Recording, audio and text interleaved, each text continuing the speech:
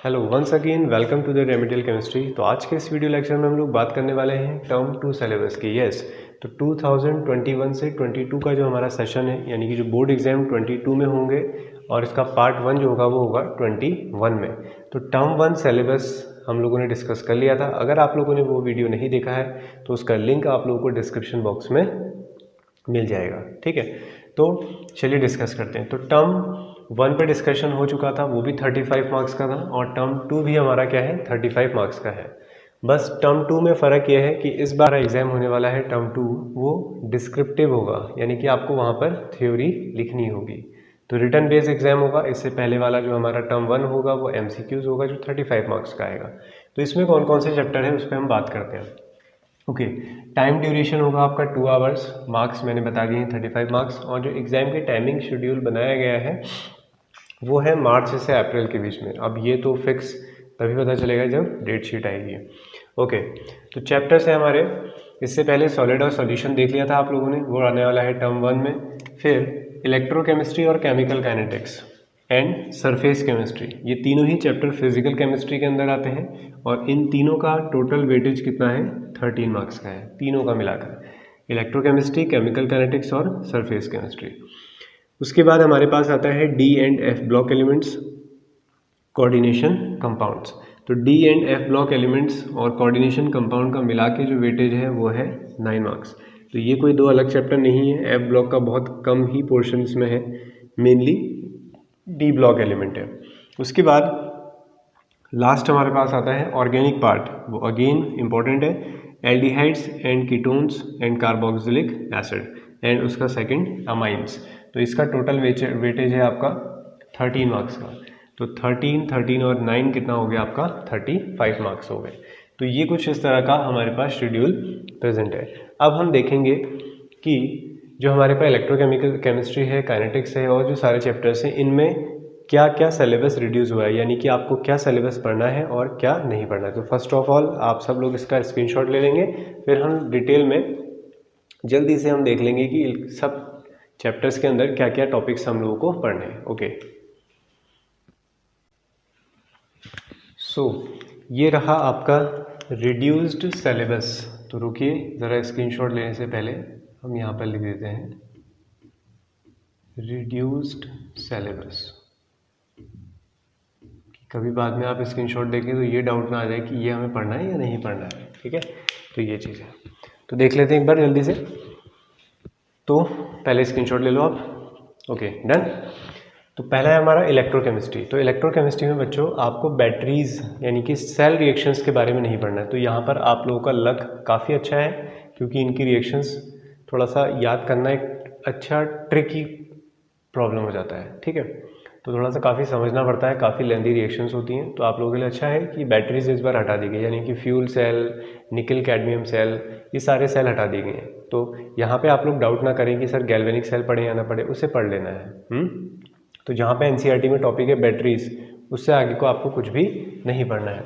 Okay, then chemical kinetics. Chemical kinetics में pseudo first order reaction होती है, तो उसमें मैंने लिखा है पढ़ लेना, क्योंकि स्पेशली देखो मेंशन नहीं है। अब ये फर्स्ट ऑर्डर के ही एक टाइप होता है, इसलिए मैं बोल रहा हूँ कि स्यूडो फर्स्ट ऑर्डर रिएक्शन पढ़ लेना। कुछ नहीं है, 3-4 लाइन्स आपको पढ़नी होती है। तो आप जब पढ़ोगे तो आप समझ जाओगे, जब हम भी टॉपिक डिस्कस करेंगे तो वहाँ पे समझाएंगे। फिर एक टॉपिक है NCERT में temperature dependence of the rate of reaction. अब ये टॉपिक इस नाम से ज़्यादा इस नाम से फेमस है, आर्हीनियस इक्वेशन। तो आप लोगों को ध्यान रखना है कि हमें आर्हीनियस इक्वेशन नहीं पढ़नी, क्योंकि ये इक्वेशन ही बताती है टेम्परेचर के साथ रिलेशन। फिर है कोलिजन थ्योरी, ये भी आप लोगों को नहीं पढ़नी है। उसके बाद हमारे पास आता है सरफेस केमिस्ट्री। सरफेस केमिस्ट्री में हमें एक टॉपिक मिलता है कैटालिसिस। तो यहाँ पर भी कन्फ्यूज़न नहीं करेंगे जब आप लोग बुक खोल के देखें NCERT की, तो जहाँ पर भी कैटालिसिस है, अब वो चाहे एंजाइम कैटालिस्ट हो, शेप सिलेक्टिव कैटालिसिस हो, या नॉर्मल होमोजीनियस हेट्रोजीनियस कैटालिसिस हो, बेसिकली आपको ये वर्ड जहाँ भी दिखाई देगा जिस टॉपिक में, वो टॉपिक आप लोगों को नहीं पढ़ना है। उसके बाद NCERT में एक टॉपिक मिलेगा आपको इमल्शन, तो ये भी आपको नहीं पढ़ना है। तो इमल्शन भी नहीं पढ़ना है और कैटालिसिस, बाकी सारी चीज़ें पढ़नी है। D and F block elements. D and F block elements में थोड़ा सा ध्यान रखेंगे, सारी चीज़ें आप लोगों को पढ़नी है, कंफ्यूज नहीं होना है कि सिलेबस में किस तरह से मेंशन है। मैंने सारी चीज़ें स्टडी करके तुम लोगों को ही बनाकर दिया है। तो वहाँ पे जो एक टॉपिक है एनसीईआरटी में, oxides and oxo anions of metals, इस नाम से वो टॉपिक है। अब नॉर्मली जिस नाम से फेम में रहता है वो है आपका डी एंड एफ में बात करें तो हम उसको बोलते हैं हम डी ब्लॉक की रिएक्शंस। तो यानी कि डी ब्लॉक की रिएक्शंस यहाँ पर नहीं आने वाली है। Okay, let's see. तो जो आप लोगों ने स्क्रीनशॉट लिया था, अगेन आप लोग स्क्रीनशॉट ले लेंगे तो आप लोग एक चीज़ नोटिस करेंगे, यहाँ पर मैंने एक चीज़ और इंक्लूड करी है, वो है एक्टिनोइड्स। तो ये मैं भूल गया था बनाना यहाँ पर, ये ठीक है, तो ध्यान रखेंगे इसे। चलो स्क्रीनशॉट ले लो एक। ओके, तो डी एंड एफ ब्लॉक में डी ब्लॉक की रिएक्शंस नहीं पढ़नी है, तो ये भी बहुत अच्छा चांस है तुम्हारे लिए। डी ब्लॉक की रिएक्शंस भी बहुत टफ होती हैं याद करना, ठीक है। तो वहाँ पर आप लोगों ने रिएक्शंस पढ़ ली, तो दैट इज़ नो रिएक्शन। फिर एफ ब्लॉक में आते हैं तो लैंथेनाइड्स और एक्टिनाइड्स, दो सीरीज होती हैं। एक्टिनाइड्स के बारे में कुछ भी नहीं पढ़ना है, सिर्फ लैंथेनाइड की प्रॉपर्टीज़ और उसके कॉन्ट्रैक्शन, एक्टिनाइड्स नहीं पढ़ना है। फिर आते हैं कोऑर्डिनेशन कंपाउंड। तो कोऑर्डिनेशन कंपाउंड में देखो बच्चों, बहुत बड़ी आईयूपीएसी नेमिंग हुआ करती है, बट तुम्हारे लिए बहुत इजी कर दिया है। तुम्हारे लिए बोला गया है सिर्फ मोनोन्यूक्लियर, यानी कि एक ही तरीके के मॉलिक्यूल, एक ही तरीके के लिगेंड्स। अब जैसे तुम कोऑर्डिनेशन पढ़ोगे, जिन लोगों ने पढ़ा है वो समझ सकते हैं इस बात को कि एक ही तरीके के मॉलिक्यूल कहने का मतलब है NiCN का होल 6, इसके साथ कोई और मिक्स नहीं किया जाएगा, सिर्फ मोनोन्यूक्लियर कंपाउंड्स का आईयूपीएसी नेम पढ़ने हैं, ठीक है। फिर उसके बाद मेटल कार्बोनिल नाम से एक एनसीईआरटी में टॉपिक है, उसे नहीं पढ़ना है। इनसे क्वेश्चंस आते भी नहीं थे वैसे मेटल कार्बोनिल से। और हाँ, सबसे इंपॉर्टेंट, ये भी बहुत अच्छा टॉपिक हुआ करता था, बट आप लोगों को ध्यान रखना है आइसोमेरिज्म नहीं पढ़नी है, ना ही ज्योमेट्रिकल आइसोमेरिज्म, ना ही ऑप्टिकल। तो इसमें भी कंफ्यूज नहीं होंगे कि कौन सी आइसोमेरिज्म छोड़नी है, पूरी आइसोमेरिज्म का टॉपिक छोड़ना है, ठीक है। स्ट्रक्चरल भी आएगी इसके अंदर, ज्योमेट्रिकल, ऑप्टिकल, सारी आइसोमेरिज्म, कुछ भी नहीं पढ़ना है। फिर है स्टेबिलिटी ऑफ कंपाउंड्स, ये भी आप लोगों को नहीं पढ़ना है, और ना ही आपको एप्लीकेशंस पढ़ने हैं कोऑर्डिनेशन कंपाउंड के। फिर हम आते हैं एल्डिहाइड्स एंड कीटोन्स में। एल्डिहाइड्स और कीटोन्स में बहुत ही बड़ा चेंज आया है, ऑर्गेनिक में एकदम मतलब भूचाल आ गया है। तो एल्डिहाइड और कीटोन्स और कार्बोक्सिलिक एसिड में जो चेंज है वो कुछ भी नहीं है। यस, तो एल्डिहाइड, कीटोन से कार्बोक्सिलिक एसिड में कोई भी चेंज नहीं किया गया है। सारी चीज़ें आप लोगों को पढ़नी है, बिल्कुल जी, सारी चीज़ें पढ़नी है। वेटेज भी तो ज़्यादा है इन दोनों का मिलाकर। एमाइंस वाला चैप्टर बहुत छोटा है, उसमें से भी उसको आधा कर दिया गया है, तो इसलिए यहाँ पर कोई चेंजेस नहीं किए गए हैं। उसके बाद आता है अमाइंस। अमाइंस में हमारे पास है डाईएजोनियम सॉल्ट, ये हटा दिया गया है। तो एनसीईआरटी में साफ साफ टॉपिक मिलता है आपको।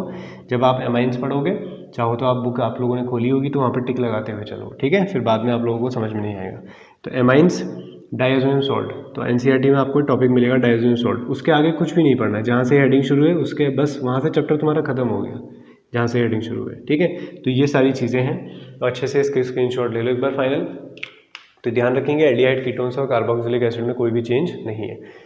इन सारी चीज़ों के क्लैरिफिकेशन के बाद भी तुम्हें कहीं पर कोई डाउट होता है, या तुम्हें एनसीईआरटी में लगता है कि सर ये टॉपिक डिस्कस होना है या नहीं होना है, तो आप कमेंट बॉक्स में कमेंट करें, उस टॉपिक को लिख दें कि सर ये पढ़ना है या नहीं पढ़ना है। मैं जल्दी से जल्द तुम्हारा आंसर कर दूंगा। तो कहीं पे भी डाउट हो तो बिल्कुल आप लोग पूछ सकते हैं। तो टर्म 1 का अगर आप लोगों ने सिलेबस नहीं देखा है तो उसको आप देख लेंगे। और ये सारा जो डेटा है, अब ये तो मैंने सारा स्टडी करके बनाया हुआ कि क्या क्या टॉपिक्स हटे हैं।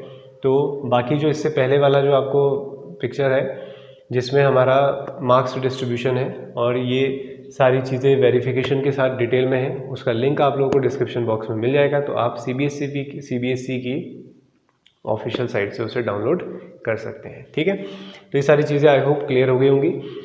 तो अभी फ़िलहाल यूट्यूब पे हम लोगों का सॉलिड स्टेट चैप्टर रनिंग में है। तो इसके बाद हम लोग अब, जैसे हम लोगों का फर्स्ट टर्म होने वाला है, तो फर्स्ट टर्म के हिसाब से अब MCQs भी आना शुरू हो जाएंगे। तो जैसे ही चैप्टर कंप्लीट होता है देन हम उसके बाद MCQs से स्टार्ट करेंगे, बाकी सारी चीज़ें चलती ही रहेंगी। तो टर्म 1 के अकॉर्डिंग हम लोगों ने सिलेबस भी कंप्लीट कर ही लिया है। ऑर्गेनिक का हेलोएल्कीन्स और second chapter alcohol and phenol भी कंप्लीट हो चुका है, और इसको भी हम लोगों ने स्टार्ट किया था। फिलहाल इसकी वीडियोस अब कुछ टाइम नहीं आएंगी, तो पहले हम टर्म 1 की सारी चीज़ें करेंगे, क्योंकि MCQs की प्रैक्टिस करना तुम्हारे लिए थोड़ा सा नया है, तो उसको जल्द से जल्द हम चैप्टर कंप्लीट होते ही लेकर आएंगे। तो अगर आप लोग चैनल पर नए हैं तो प्लीज़ चैनल को सब्सक्राइब कर लें और अपने फ्रेंड्स के साथ उसे शेयर करें, और वीडियो को लाइक ज़रूर करें, लाइक करना ना भूलें। अगर आप लोगों को कुछ भी हेल्प यहाँ से मिल रही है तो आप लोग इसे लाइक ज़रूर करेंगे, और हमारे साथ जुड़े रहिए, आगे भी ऐसी चीज़ें आप लोगों को मिलती रहेंगी।